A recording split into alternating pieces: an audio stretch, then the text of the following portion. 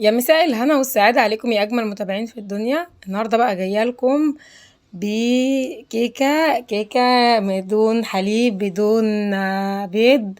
كيكة اقتصادية جدا جدا وهشة مثل القطن. هنعمل بقى مع بعضينا الكيكة اللي انتوا شايفينها دي. بصوا زي ما انتوا شايفين الارتفاع ده، ظهر الكيكة بصوا عامل ازاي بجد، تحفة وهشة ازاي. وبصوا جميلة جدا وارتفاع بتاع الكيكة. عايزين بقى يا بنات قبل ما نخش على اي حاجة، وعايزين بقى اللايك والشير والسبسكرايب للي اول مرة يشوف قناة تشجيعا ليا عشان استمر معاكم وانزل لكم كل جديد. فعلوا زر الجرس. تمام.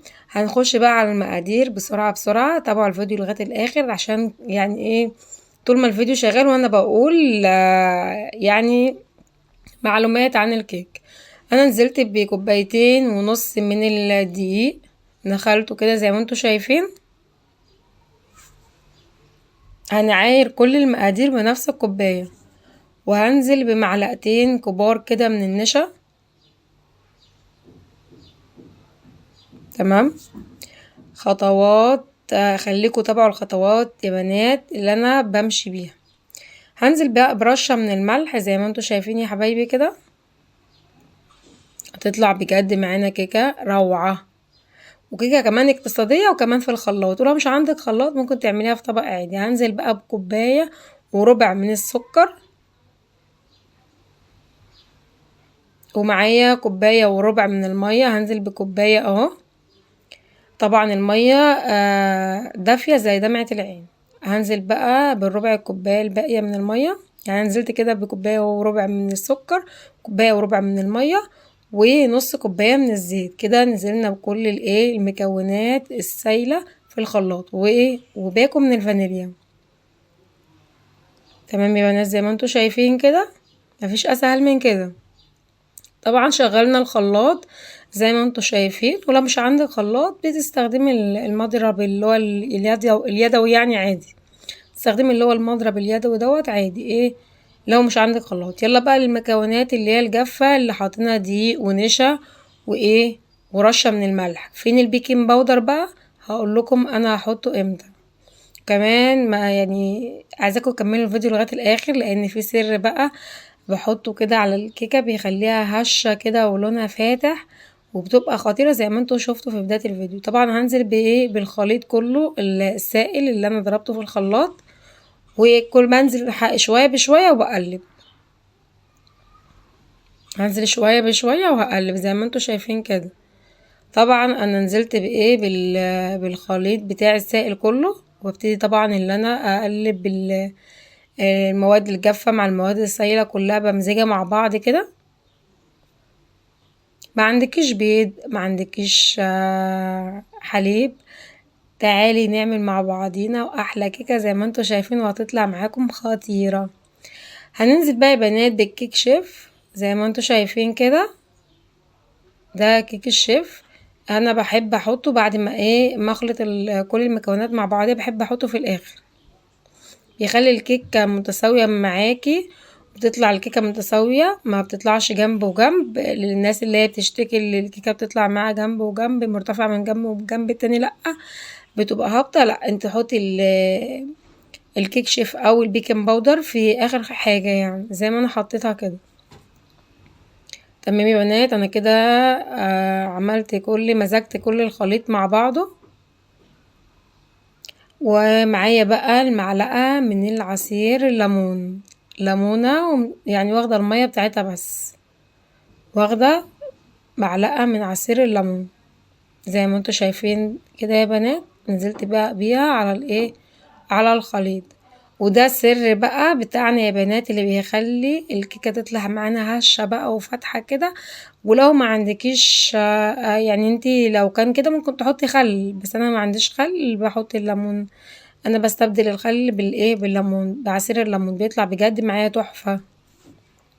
وكمان ما بيخليش الكيكة تطلع معايا غامقة، بالذات الكيكة الفاتحة. انا معايا بقى صينية دهناها كده مسحة من الزيت. عايزة مسحة من الزيت، مسحة من الزبدة، مسحة من السمنة اللي انت عايزاه. ونزلت بقى بالخليط بتاعي. طبعا انا زي ما انا قلت لكم رشة كده من الدقيق في قلب الصينية، ونزلت بقى بكمية الخليط بتاعي كله في الصينية زي ما انتوا شايفين يا حبايبي. مفيش اسهل بقى من كده اهو يا بنات. كده بقى خلاص انا كده بقى بخبط الصينية كده خبطتين زي ما انتوا شايفين كده، عشان لو في اي هوا يطلع منها. تمام. وبيكون مشغلة قبل ما ابدأ في يعني قبل ما ابدأ في اي حاجة بيكون مشغلة الفرن على 180 درجة. وزي ما انتوا شايفين كده يا بنات بعد 30 دقيقة بتختبري الكيك بأي يعني بأي بسكينة عندك او بخلة الأسنان. بتختبري الكيك شوفيها، لو طلع معاكي خليط فيها يبقى كده لسه ما استوتش. تمام. بس هي بعد 30 دقيقة بتبقى مستوية زي ما انتوا شايفين، وده كان منظرها. يلا بقى نقطعها مع بعض زي ما انتوا شايفين كده. بقطعها بقى يا بنات زي ما انتوا شايفين كده. بتقطعيها تقطيع اللي يعجبك، التقطيع دوت بتاعك انت يعني. تمام. زي ما انتوا شايفين بقى اللون بتاعها بجد خطيرة خطيرة، ولا من غير حليب ولا من غير بيض. مش قادرة اقول لكم بقى بجد جامدة جدا، وكمان اقتصادية وموفرة. قومي بقى اعملي لو عندك زيت وعندك فانيليا ودقيق، قومي اعملي بقى احلى كيكه زي ما انتوا شايفين. بصوا زي ما شاء الله ما شاء الله يا بنات. بصوا الارتفاع بتاعها عامل ازاي، ولونها بجد خطيره مرتفعه جدا عامله زي القطن. تمام. وهشه جدا. احلى كيكه دي ولا ايه؟ عايزاكم بقى تشجعوني وتحطوا لايك بقى يا بنات، عشان بجد الكيكه دي تستحقي لايك لايك لايك، وتستحقي لايك وكومنت كمان. زي ما انتوا شايفين بصوا الارتفاع بتاعها عامل ازاي، بجد طعمها خطير. بصوا هو شكلها اللي بيعبر عنها بجد.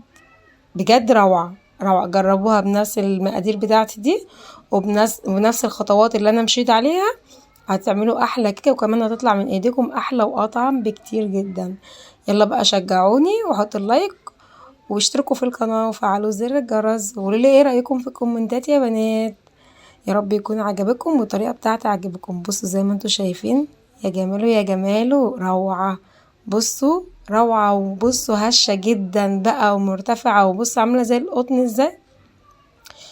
كيكه هشه وقطنيه بجد. جربوها بقى يا بنات طعمها خطير. يلا بقى شجعوني وقولوا لي عايزين اعمل لكم ايه في الكومنتات. تمام.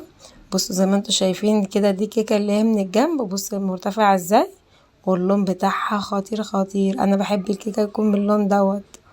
محدش يصدق لو انت عملتيها لاي ضيوف عندك، محدش يصدق اللي انت عاملاها من غير لبن ولا بيض.